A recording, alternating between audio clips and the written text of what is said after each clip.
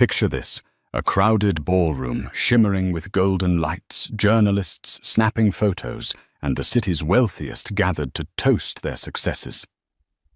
Suddenly the laughter and clinking glasses freeze. A man known to everyone as the millionaire with a fairy tale marriage kneels on the marble floor, holding out a glittering engagement ring. Not to his wife, but to the mystery woman in a figure-hugging red dress at his side. Gasps ripple through the spectators.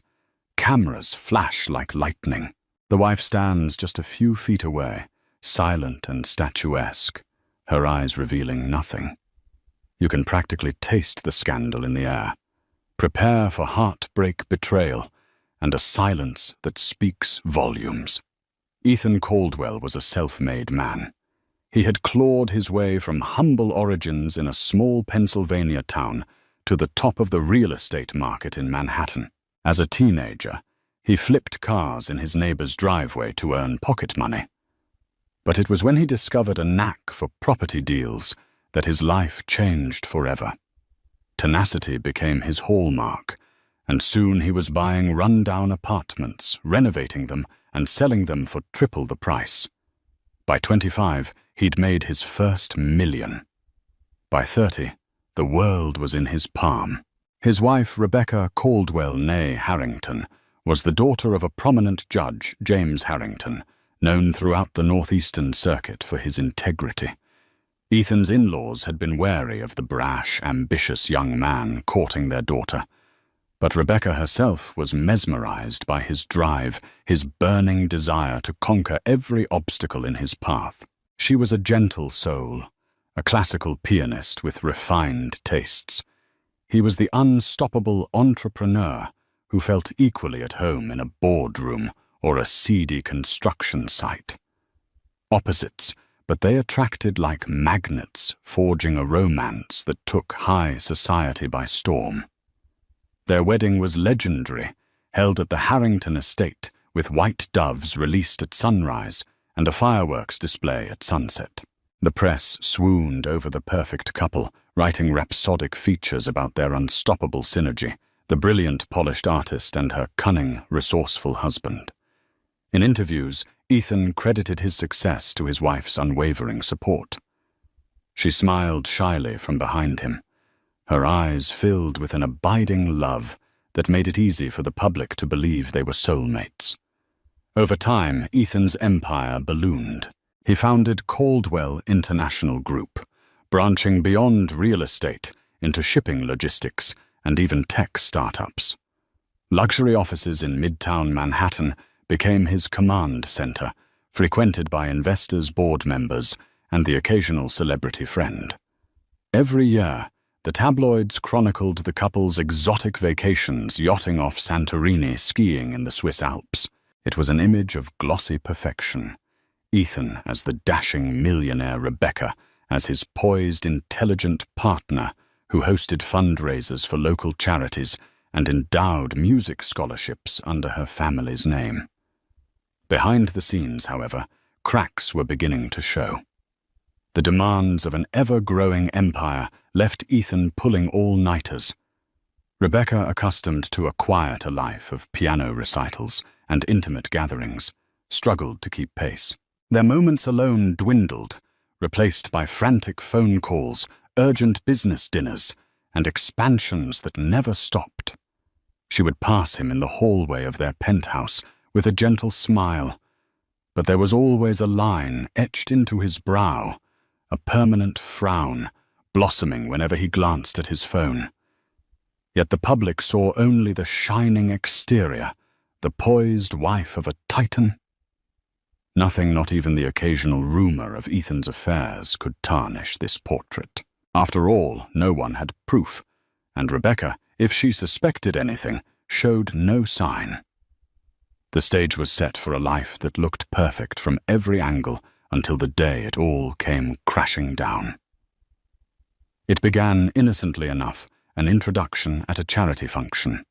Ethan was the special guest speaker at a fundraising gala for the Children's Arts Initiative, a cause Rebecca held dear. Inside the grand ballroom of the Plaza Hotel, He circulated among a sea of benefactors, sipping champagne while discussing the newest philanthropic projects. That was when he first spotted Lauren Smith, a stylish marketing consultant who'd recently joined Caldwell International as a brand strategist. Lauren had bright, intelligent eyes and a certain confidence that radiated from her. She was neither shy nor aggressive. She engaged him in light conversation about the night's program, skillfully complementing his philanthropic efforts without seeming disingenuous. His attention was piqued. After the formal speeches, the two found themselves at the same table. Rebecca, unwell that evening, had quietly slipped home early, leaving Ethan alone to mingle. As the night wore on, Ethan found Lauren's charm addictive. She seemed to understand his business challenges, offering clever insights that resonated with him in ways he rarely experienced outside his own circle of seasoned executives. By the time the event ended, he had given her his personal number under the guise of further discussing brand strategy ideas. The next day, her name floated through his mind.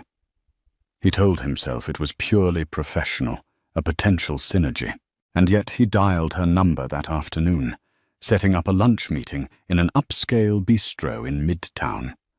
Over seared salmon and delicate pastries, the conversation flowed like fine wine.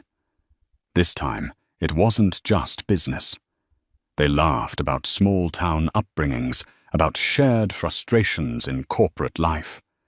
There was no immediate physical contact, but an intangible tension crackled between them. Days turned into weeks. A second lunch happened, then a third, an after-work drink. Perhaps it was the thrill of attraction or the rush of secrecy, but each meeting left them wanting more. He was drawn to her ambition, to her youthful optimism, and to the sense of liberation he felt when talking to her. No complex baggage, no endless responsibilities, just the promise of something exciting. Meanwhile, Rebecca remained in the background, consumed by rehearsals for an upcoming piano concerto. She spent hours practicing in their soundproof music room, preparing for a solo performance at Carnegie Hall. In the evenings, Ethan would claim late-night business meetings or urgent calls with investors, while Lauren discreetly joined him at exclusive lounges far from the paparazzi's lens. A pattern had formed, as dangerous affairs often do. One stormy evening, when thunder rolled over Manhattan's skyscrapers, Ethan found himself alone with Lauren in the back of a limo, returning from a business conference in Boston. The windows were dark, the city lights a blur as the driver navigated through flooded streets. Lauren's hand touched his. Their eyes locked. In a sudden, undeniable moment, he leaned in, and they kissed a betrayal as electric as the lightning cracking the sky. Within that single instant, the fate of his marriage was irreversibly altered, though he still clung to the notion that he could keep both women in his life. But events were about to spiral far beyond his control. Rebecca was not naive. She noticed the subtle changes in her husband's schedule, the hushed phone calls at odd hours, the faint trace of perfume on his collar that wasn't hers, and the stammer in his voice when he tried to explain missing dinners. A quiet dread began to settle in her mind, though she didn't voice her suspicions. Instead, she observed him from a distance, trying to gather silent proof that her once perfect marriage was drifting dangerously off course. One evening they attended a benefit concert at Lincoln Center. Rebecca was performing a short piece before a star violinist took the stage. Ethan arrived late, slipping into a front-row seat next to an empty chair meant for him. Rebecca could see him scanning the auditorium, as if searching for someone else. His phone clenched in his hand. There was a moment, barely 2 seconds, where she caught the flicker in his eyes when a woman in a sleek emerald-green gown entered the balcony. She recognized that woman, Lauren Smith. Lauren's presence at high-profile events was normally explained by her role in public relations for Caldwell International. But seeing Ethan's reaction was like a knife twisting in Rebecca's gut. Despite her pounding heart, she performed her piece flawlessly, each note resonating with pent-up emotion she couldn't yet voice in words. After the final applause, as the audience erupted in a standing ovation, Rebecca bowed graciously, locking eyes with Ethan. He clapped enthusiastically, but she detected guilt in the set of his jaw. That night, she confronted him delicately. "You seemed distracted during the concert," she remarked while changing out of her performance gown. "Is everything all right at work?" Ethan waved it away. "One of our brand specialists came. I was making sure she had the right seats and was greeted properly." He said it casually, but Rebecca noticed the tension in his shoulders. She wanted to ask more, but some quiet voice told her not to press. Not yet. Behind the scenes, the seeds of suspicion grew stronger each time Ethan left the penthouse for a meeting past midnight, or when he disappeared for entire weekends under the excuse of out-of-town site inspections. Rebecca began confiding in her closest friend, Cynthia Perez, an art dealer who had known her since college. Cynthia, quick-witted and protective, advised her to gather evidence before jumping to conclusions. "Don't let your heart lead you," Cynthia cautioned gently. "If he's crossing a line, you need to be sure before you confront him." Determined to maintain her dignity, Rebecca hired a private investigator named Mark Logan, a quiet, grey-haired man with a reputation for discretion. Through hushed phone calls in the middle of the day, she arranged for Mark to trail Ethan, to take photos to note every rendezvous. It tore at her heart to resort to such measures, but her gut told her it was the only way to uncover the truth. Every night, she went to sleep next to Ethan, her heart pounding, pretending nothing was wrong.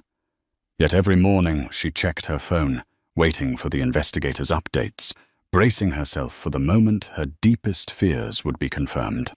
Over the course of several weeks, Mark Logan meticulously charted Ethan's movements. He documented the clandestine lunches at upscale restaurants, secret visits to luxury hotel bars, and late-night drives across the city, where Lauren accompanied Ethan in the back seat of a company car. The evidence was damning photos of the two holding hands, stolen kisses on a street corner. Lauren's figure slipping into Ethan's penthouse when Rebecca was out of town for a performance. When Mark presented the findings, Rebecca's heart sank. The color drained from her face, and her usually steady pianist's hands trembled. Each photograph was a bullet of truth hitting her chest. In one particularly incriminating image, Ethan and Lauren stood in front of the Caldwell International building, an intimate moment frozen in time. He touched her cheek gently, a gesture Rebecca had once believed was reserved only for her. Despite the heartbreak, she forced herself to examine every piece of evidence, carefully to steel herself for what was to come. She asked Mark to keep his investigation silent for now, not to confront Ethan or leak information to the media. She needed time to think, time to decide her next move. Mark, ever the professional, agreed with a solemn nod. During this emotional storm, she confided in only two people: Cynthia Perez and her younger sister, Erin Harrington, who flew in from Boston the moment she sensed trouble. Erin was fiery, a stark contrast to Rebecca's composed demeanor. "This is outrageous," Erin shouted, pacing the penthouse living room. "You can't let him get away with this. You need to leave him or confront him or something." Rebecca remained silent, gazing out at the glittering Manhattan skyline. A swirl of conflicting emotions churned in her chest: anger, sadness, betrayal, and strangely enough, a lingering love for the man who had once been her world. "It's not that simple," she murmured, tears brimming in her eyes. "You're worth more than this." Cynthia added softly, placing a supportive hand on Rebecca's shoulder. Whatever you decide, we'll stand by you. Just know you have options. In the days that followed, Rebecca hovered in a state of suspended animation. She went through her daily routines: piano practice, philanthropic commitments, public appearances at charity galas, wearing her mask of composure as though nothing had changed. Yet inside she was crumbling, each beat of her heart weighed down by the knowledge of Ethan's betrayal. Across town, Ethan and Lauren continued their affair, oblivious to how close they were to being exposed. They had grown bolder, longer weekends out of the city public dinners at exclusive restaurants, secret smiles in the hallways at Caldwell International. They believed they were shielded by their discretion. They underestimated the quiet vigilance of a wife who now knew more than she let on. In a cruel twist of irony, the tabloids still hailed Ethan and Rebecca as a power couple, praising their philanthropic work and glamorizing their seemingly perfect marriage. The city's wealthiest had no idea of the storm that was about to erupt, one that would change the lives of Ethan Lauren and Rebecca forever. One crisp autumn evening, Rebecca decided to attend a Caldwell International corporate function unannounced. She had been invited, of course. It was a gala, celebrating the launch of a new luxury condominium project near Central Park, but typically she let Ethan handle these business affairs on his own. This time she wanted to see the dynamics firsthand, to observe Ethan and Lauren in the same room. Dressed in a sapphire gown that accentuated her graceful figure, Rebecca entered the opulent ballroom. The decor was magnificent crystal chandeliers, towering flower arrangements, and waiters carrying trays of champagne. Although she was well known among the attendees, few expected to see her here tonight. Curious glances trailed her as she made her way to the center of the room. Ethan was speaking with a cluster of investors when he saw her. A flash of panic appeared in his eyes, quickly replaced by a broad, practiced smile. He excused himself and wove through the crowd to greet her with a polite kiss on the cheek. "You look stunning," he said, his tone carefully measured. "Thank you," she replied softly. She noticed how he didn't quite meet her gaze. She noticed, too, that Lauren was across the room, speaking with a group of board members. Their eyes flickered toward each other, an invisible connection that Rebecca could almost feel pulsing through the crowd. Throughout the evening, Rebecca maintained a regal composure. She chatted cordially with colleagues, accepted compliments with a graceful nod, and kept her distance from Lauren. Yet each time she passed near Ethan, she sensed his tension. He was careful not to let his gaze linger too long on Lauren, but the underlying current was unmistakable. There was more between them than business. Near the end of the event, she spotted a moment when Ethan and Lauren slipped out onto a balcony, presumably to discuss something privately. Rebecca waited a full 10 minutes before she too stepped outside. Arms crossed against the chilly air. The sight that greeted her was a dagger to the heart. Ethan had his hand on Lauren's waist, leaning in close. Though they weren't kissing, their intimacy was undeniable.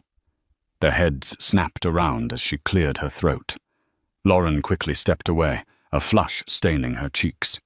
Ethan tried to recover, adjusting his collar nervously. "Rebecca," he said. Forcing a bright tone, "Lauren was just showing me some new marketing concepts for the condominiums. We needed a quieter spot to talk." Rebecca's eyes flicked from Ethan to Lauren. She felt an urge to erupt, to hurl accusations at them, but she remembered the promise she'd made to herself to remain composed, to choose her moment carefully. So she simply offered a thin smile. "Of course," she replied. "Don't let me interrupt." Then she turned on her heel and walked away, leaving them both in stunned silence. Behind her, the city lights of Manhattan glowed with a deceptive warmth. Inside, her world was fracturing, the tension steadily rising toward the breaking point. And for the first time since this nightmare began, Rebecca felt a new emotion stirring beneath the pain, an icy resolve to face what she now knew without question. Rumors of Ethan's closeness to a mysterious woman had started circulating among Manhattan's elite. Whispers at social clubs, sly remarks among corporate circles, though no one dared confront him publicly. After all, Ethan Caldwell was a man of influence, and the benefits of staying on his good side far outweighed the risk of provoking him. Yet the gossip grew, and somehow Lauren reveled in the illicit attention. Perhaps it was the thrill of stepping out of the shadows, or maybe she was blinded by the promise of being part of Ethan's glamorous world. Eventually, Ethan made a decision that would change everything. Tired of secrecy, emboldened by his love for Lauren, call it foolishness or arrogance, he decided to propose in the most public, extravagant manner possible. He was convinced that once he announced his intentions, the narrative would shift in his favor. In his mind, wealth and power could rewrite any scandal. He believed that if he went big, the public might applaud his boldness rather than condemn his betrayal. It was a crisp winter evening at the Metropolitan Club, a venue notorious for hosting some of the city's most prestigious galas. The event was a charity auction for children's education, a cause Ethan had supported for years. Rebecca attended as part of her philanthropic commitments, though her mind was miles away, still wrestling with the heartbreak at home. Just as the auctioneer concluded the final bid, Ethan stepped forward. Clutching the microphone, he cleared his throat. His heart hammered, but adrenaline spurred him on. "Ladies and gentlemen," he said, voice echoing across the gilded hall, "I want to thank you all for your generosity tonight. This cause, children's education, is incredibly dear to me." Applause filled the space. Rebecca, standing near the back, watched him with narrowed eyes, unsure what was happening. Then, to her horror, Ethan beckoned Lauren to join him on stage. In a fitted red gown, she glided up the steps, her face glowing with anticipation. The crowd murmured in confusion. No one had introduced her. Ethan took Lauren's hand. "I've been blessed in many ways," he began, "but none so profoundly as finding someone who truly understands me, who shares my passions and my dreams. Tonight I want to share that blessing with all of you because I intend to ask this incredible woman to be my wife." A collective gasp rippled through the audience. Cameras flashed and the world seemed to tilt on its axis. Rebecca's blood turned to ice, her breath caught in her throat. She was too far away to move, too stunned to do anything but stare in disbelief. She felt pinned in place, the entire room spinning around her. On stage, Ethan dropped to one knee, extending a velvet box. Inside was a ring so large it dazzled under the chandeliers, a dramatic symbol of his wealth and his disregard for the vows he'd already exchanged. Lauren's hands flew to her mouth in mock surprise, her eyes brimming with tears of triumph. "Yes," she whispered into the microphone voice, trembling. "Yes, of course, I'll marry you." The applause that followed was hesitant, confused. People exchanged uncertain glances. Half the room was too stunned to react, the other half too polite not to clap. At the back, Rebecca felt her heart shatter into a million pieces, yet she uttered not a single word. She turned and walked out of the venue, leaving behind a storm of flashes, gasps, and murmurs. And in the silence of her exit, she made the single most pivotal choice of her life, to remain completely, resolutely silent. The morning after the proposal, Manhattan was abuzz with scandal. Social media exploded with clips of Ethan on one knee, ring in hand, proposing to a woman who was not his wife.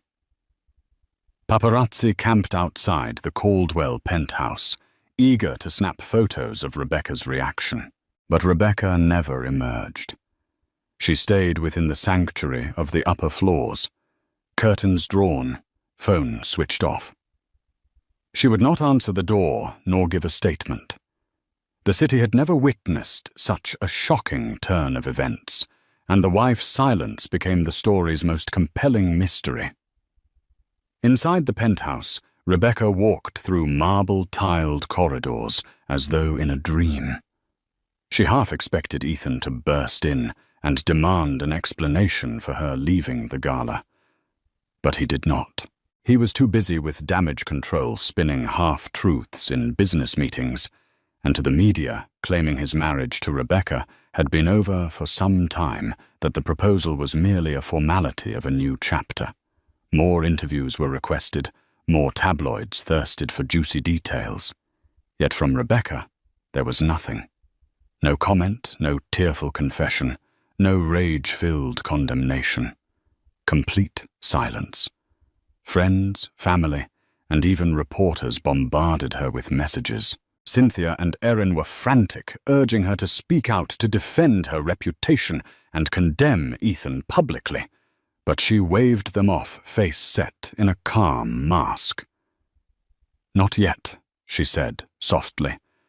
"When the time is right, you'll know." Meanwhile, Ethan was unraveling.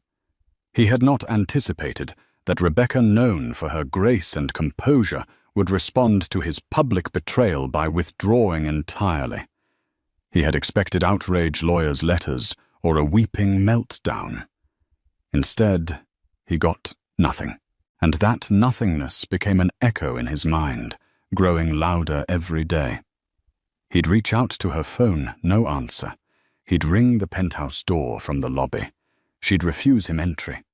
He left her dozens of voicemails, each one more pleading than the last. "Rebecca, just speak to me," he said, voice cracking with frustration. "We can figure this out like adults." But she remained silent, as a ghost, her refusal to engage gnawing at him more than any public fight could have.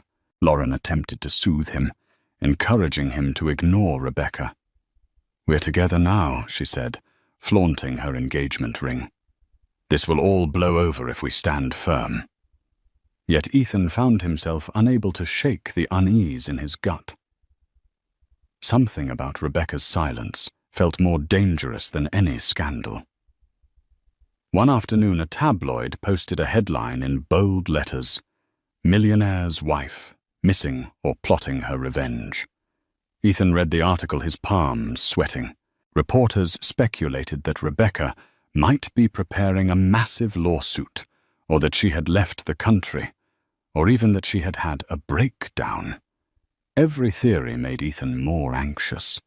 He realized that despite his wealth and power, he had no control over the one person who mattered most in this entire fiasco, and so the city's greatest question remained unanswered. What would Rebecca do next? In the quiet corners of her penthouse, she sat at her piano, fingers poised above the keys, refusing to let a single note escape. She could only hear her own heartbeat, steady and resolute, as she bided her time. While the city speculated about Rebecca's motives, Ethan found himself drowning in complications. Investors grew skittish, concerned that personal scandals could erode confidence in Caldwell International. Major partners reached out with polite but urgent phone calls, seeking reassurance that the man at the helm had not lost his grip. Share prices dipped slightly, reflecting the market's discomfort with the swirling rumors. Lauren tried to help, taking up the role of a de facto spokeswoman. She gave interviews to smaller media outlets, painting a narrative that she and Ethan had been in love for some time, that Rebecca and Ethan were separated in all but name. But the interviews only fueled public speculation. Some social media commentators labeled her a gold digger, mocking Ethan for his brazen public proposal. Others empathized with her, seeing love as unstoppable. The divide was stark, and Ethan found himself on the defensive. At Caldwell International's headquarters, tensions reached a boiling point. Jordan Reynolds, the CFO, confronted Ethan about the negativity swirling around the firm. "I don't care what you do in your personal life," he growled, "but this fiasco is affecting business. We need stability, not front-page scandals." Ethan tried to dismiss the concerns, insisting that the worst would blow over. But doubt began to gnaw at him. He missed the days when Rebecca's calm presence reassured the public and added credibility to his brand. Behind the scenes, new revelations came to light. Cynthia Perez, fueled by loyalty to Rebecca, dug into Lauren's background and unearthed questionable financial dealings. A small publishing house in Chicago sued Lauren 2 years ago for breach of contract, claiming she'd broken NDAs and misappropriated funds. While the lawsuit had been settled out of court, the details were damning. Rumor had it that Lauren had used her romantic ties with the CEO of that company to secure insider advantages, then left him high and dry. When Cynthia quietly shared these findings with Rebecca, she saw a flicker in her friend's eyes. This was not the first time Lauren had entangled herself with a powerful man's empire. A pattern emerged. She latched onto ambitious men, wormed her way into their personal and professional spheres, and exited with substantial gains, leaving chaos in her wake. Rebecca said nothing, but Cynthia sensed a shift. It was as if the final puzzle piece had clicked into place. Rebecca now held not only emotional leverage, her silence, but also potential legal ammunition. And still she waited. Meanwhile, Ethan struggled to reconcile the woman he claimed to love with the uneasy revelations. When confronted about her past, Lauren dismissed it as a smear campaign.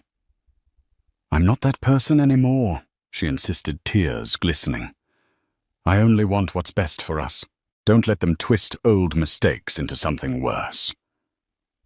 Ethan believed her, or forced himself to. He was in too deep, forging ahead with wedding plans, sending out feelers for exclusive venues in the Hamptons, or even a private island ceremony. But each day, the mounting pressure from investors and the deafening silence from Rebecca eroded his confidence. Winter deepened, casting a chill across the city. Snow piled on sidewalks, reflecting the cold tension in Ethan's heart. He was a man trapped between conflicting loyalties, consumed by desires he couldn't fully understand.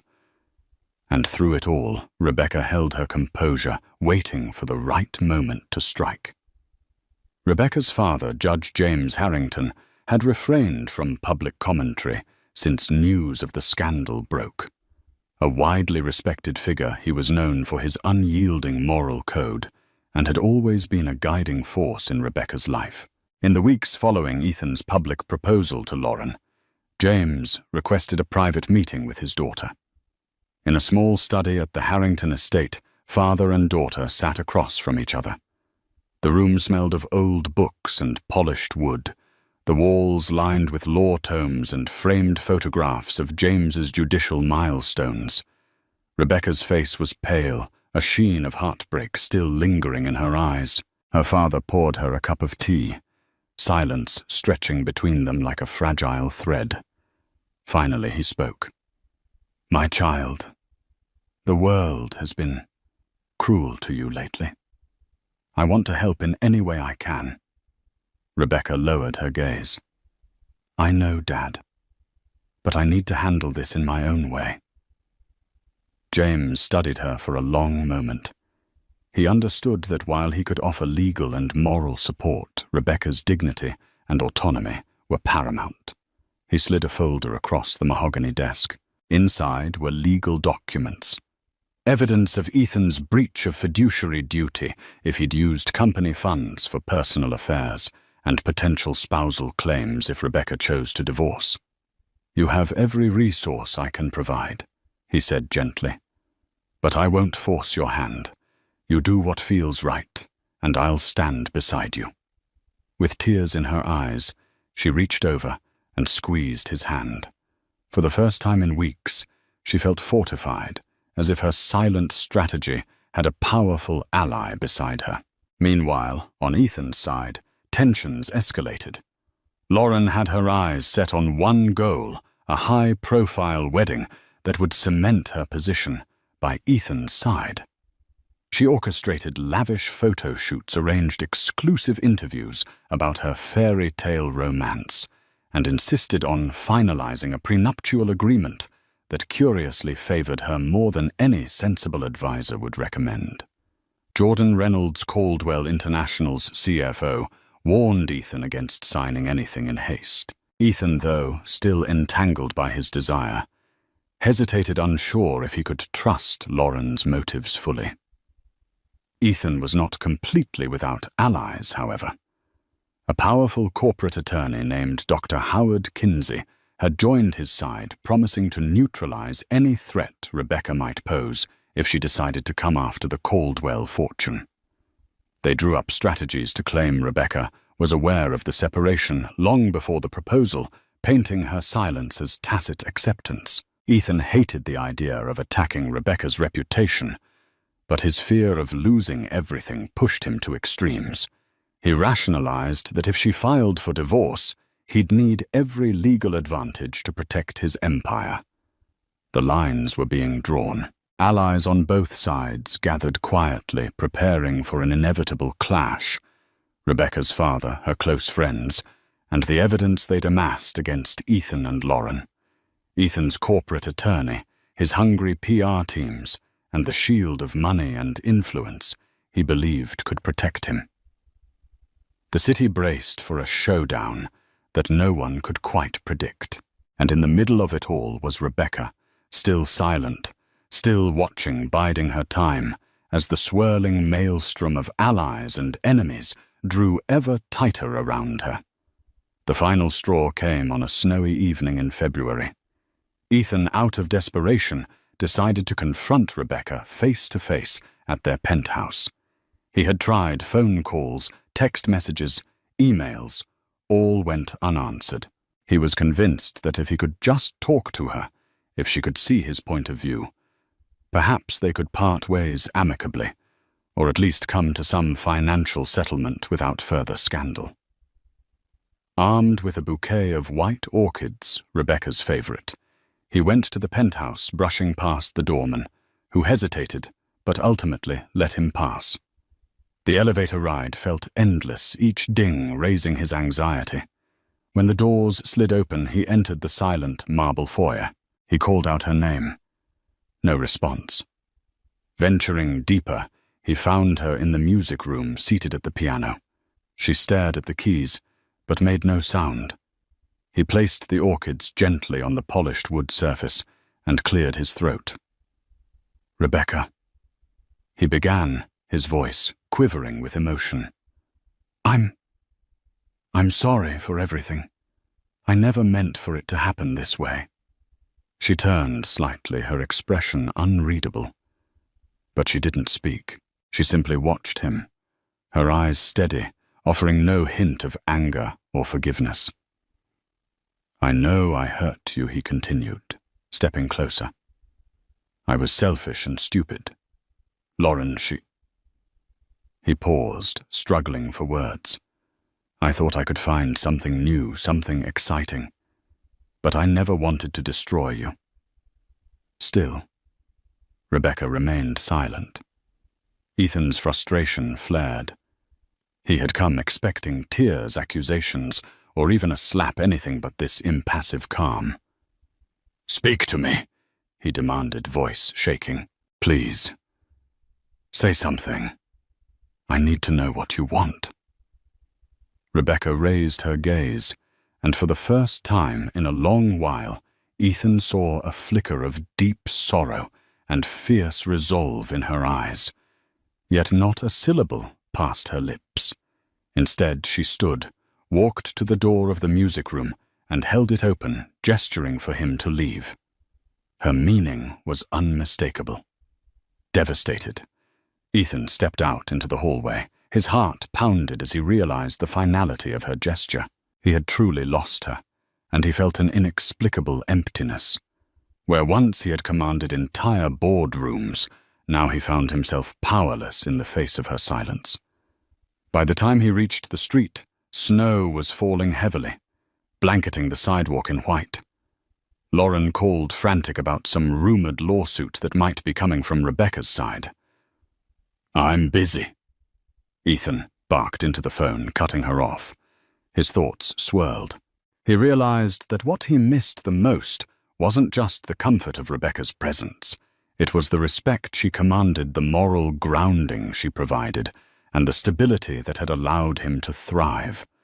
Without her, everything felt like it was teetering on the brink of collapse.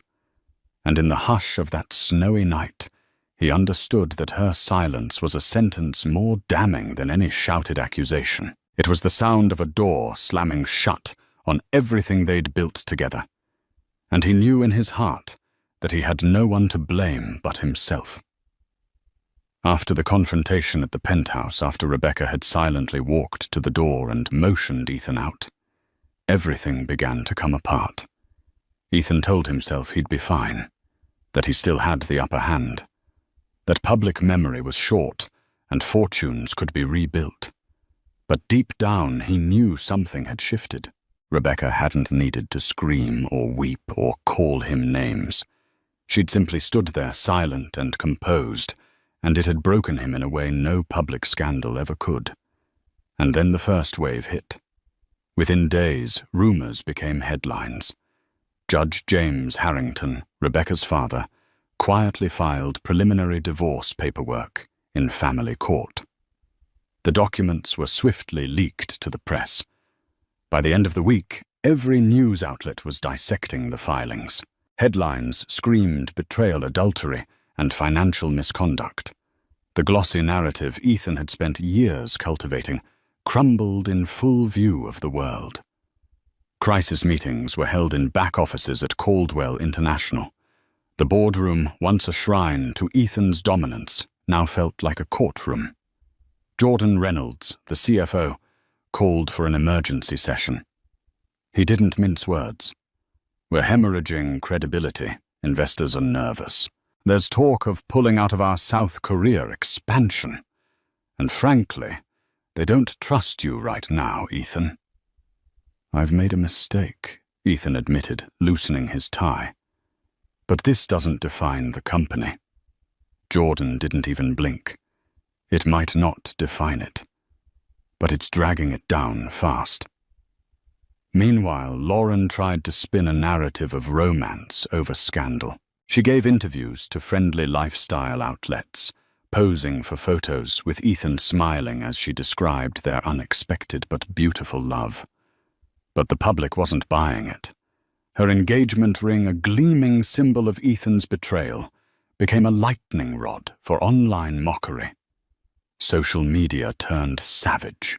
When a respected journalist published a piece titled "The Mistress with a Motive," citing anonymous sources, shady financial ties, and whispered allegations from Lauren's previous jobs, everything changed. Investors began pulling back. Event sponsors cut ties. Even Ethan's high society allies stopped returning calls. Back in the Harrington family's circle, the counteroffensive was being quietly orchestrated. Cynthia Perez had handed over the evidence from the private investigator to Rebecca's legal team. Erin, Rebecca's sister, contacted a friend at a major newspaper, feeding them just enough to raise questions without exposing everything at once. And Rebecca, she still hadn't said a word publicly. She moved through her days like a shadow queen. She resumed teaching masterclasses at the conservatory, smiling gently to students, her fingers fluid on the keys. She hosted a donor luncheon for the Children's Arts Initiative, calmly answering questions about the future of the foundation, never once mentioning the scandal playing out in real time. When asked by a particularly bold reporter if she had a response to her husband's public proposal, Rebecca offered the smallest smile. "No comment," she said softly, then turned away. It drove Ethan mad. He had prepared for anger, for screaming, even for legal threats. But not this cold, surgical refusal to engage. Her silence was louder than his press conferences, more powerful than any of Lauren's Instagram apologies. It wasn't long before things inside Caldwell International began to fracture further. Whispers spread that the board was preparing for an internal vote, that if Ethan couldn't control the narrative, he would be temporarily removed as CEO.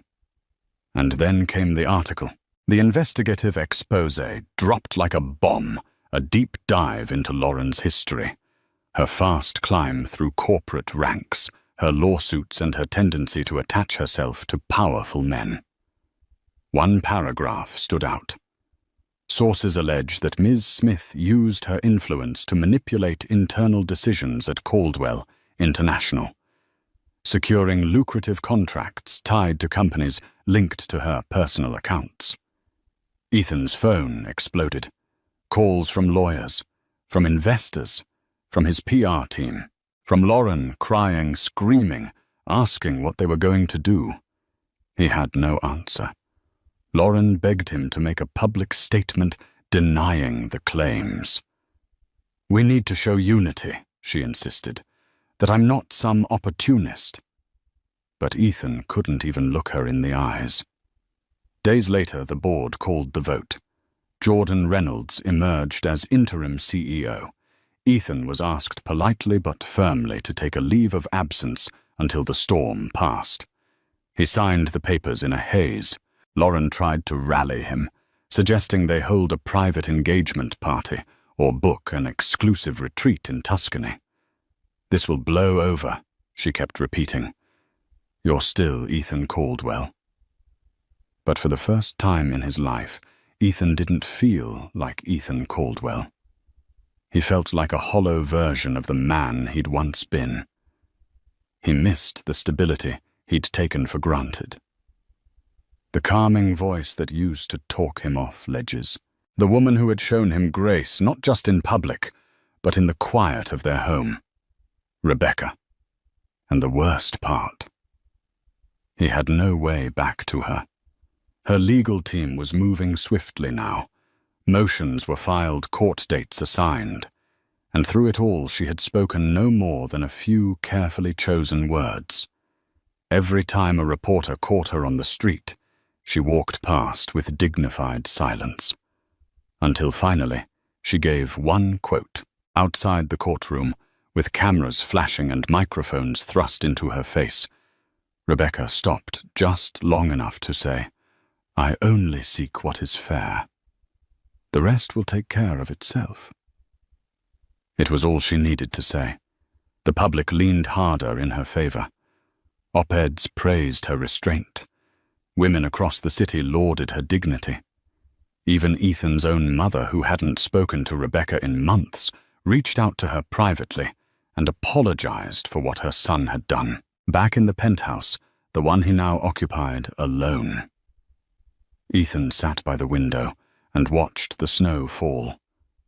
He thought of the piano room of Rebecca sitting there with her hands hovering over the keys, refusing to play a single note until she was ready. She had waited. She had endured. And now, as he watched his reputation unravel stitch by stitch, Ethan finally understood. She hadn't just waited for revenge. She'd waited for the moment when silence would become her justice, and it had arrived. The wind was sharp that Monday morning, slicing between the stone columns of the family courthouse in downtown Manhattan. Reporters huddled with steaming coffee cups, their breath visible in the chill. Camera crews jockeyed for position near the steps. It wasn't every day a courtroom drama involved New York's elite, and certainly not one this sensational. All eyes turned when Ethan Caldwell arrived. Clad in a tailored navy suit, he exited a black SUV with his high-powered attorney, Dr. Howard Kinsey, at his side. His face, usually composed, betrayed hints of tension. Despite weeks of media training, there was no way to fully prepare for this moment being sued by the wife he'd so publicly betrayed. Flashbulbs exploded. "Mr. Caldwell." "Any comment on today's hearing?" someone shouted. Ethan said nothing. Inside the building on the opposite side of the security checkpoint, Rebecca Harrington, no longer Caldwell, walked quietly down the hall. She wore a long black wool coat over a simple yet elegant dress, her dark hair pulled into a low chignon.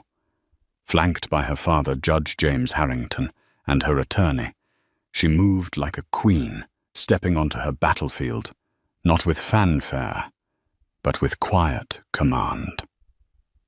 She didn't look for Ethan. She didn't need to. Her silence, even here, was her strongest weapon. The courtroom buzzed as Judge Olivia Bertrand took her seat, a no-nonsense, sharp-eyed woman known across the state for her impartiality and disdain for theatrics. The gavel fell. "Let's proceed." Ethan's legal team moved quickly, attempting to frame the separation as long-standing and amicable. Dr. Kinsey, with smooth precision, painted the narrative of a marriage already dissolved before Ethan's engagement to Lauren Smith. "Our client," Kinsey said, "wishes only to close this chapter with dignity and fairness." There was no malicious intent. But the opposing table had come prepared. Rebecca's lawyer, a shrewd woman named Naomi Feld, stood and began laying out a meticulous timeline. Photographs, timestamps, sworn statements, detailed surveillance logs from the private investigator. All of it pointed to one thing: the affair had begun well before any formal separation. And more importantly, Ethan had made a public spectacle out of it. The bombshells didn't stop there. They introduced financial documents showing questionable transfers from Caldwell International accounts to cover private trips with Lauren, receipts from luxury hotels, flights billed under consulting expenses. It wasn't just personal betrayal. It was potential misuse of corporate funds. And the court took notice. Throughout it all, Rebecca sat straight-backed, hands folded gently in her lap. She did not interrupt. She didn't need to. The facts did the talking. When it came time for her to testify, the courtroom hushed. She rose and walked to the stand. Her voice was calm, neither trembling nor sharp, as she answered the judge's questions.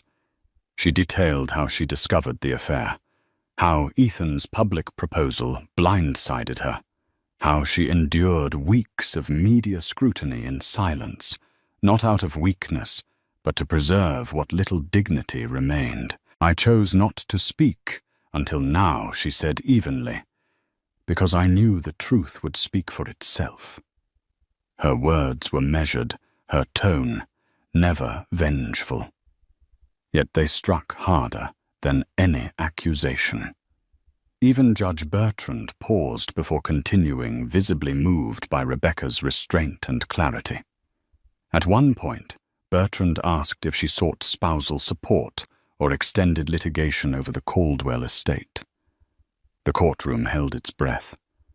Rebecca looked directly at the judge and answered no. "I only ask for what is fair. I don't need to destroy what's left. I only want to walk away, knowing I didn't become what hurt me." Ethan flinched. Outside, the news spread like wildfire. "Rebecca speaks, calm, collected and unbreakable," read one headline. "Caldwell's empire at risk as divorce turns tactical," read another. Talk shows buzzed, speculating on whether Rebecca's composed testimony had just cost Ethan his last shred of public goodwill. The final settlement didn't make her a billionaire, but it didn't have to. Rebecca secured a generous portion of their joint assets, ownership of their vacation property in Cape Cod, and a one-time corporate payout. But what mattered most was what she declined: excessive alimony, a fight for majority control, or any intention to drag Ethan through years of litigation.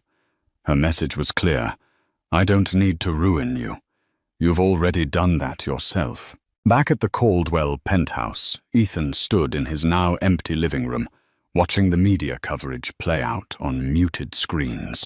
Lauren was pacing nearby, her phone buzzing with messages from panicked acquaintances and corporate contacts distancing themselves. "They're saying I'll be subpoenaed," she snapped. "Do something, Ethan." But he barely heard her.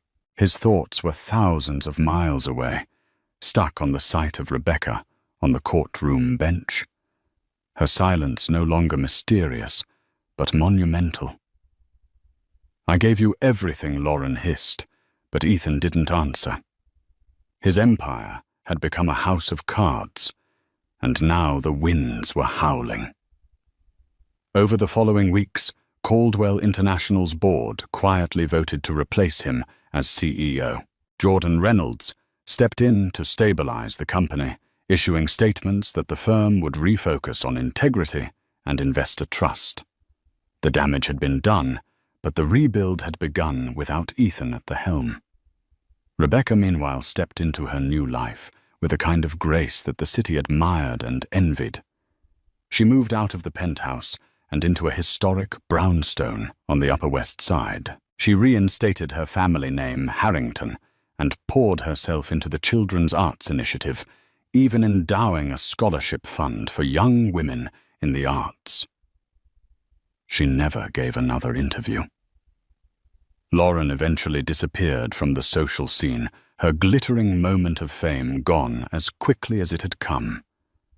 Without Ethan's name to protect her, and with mounting legal scrutiny, she quietly relocated to Chicago. The engagement was called off. Ethan never truly recovered, not financially, but emotionally. His fortune remained diminished, yet vast. But every room felt emptier. Every night was quiet.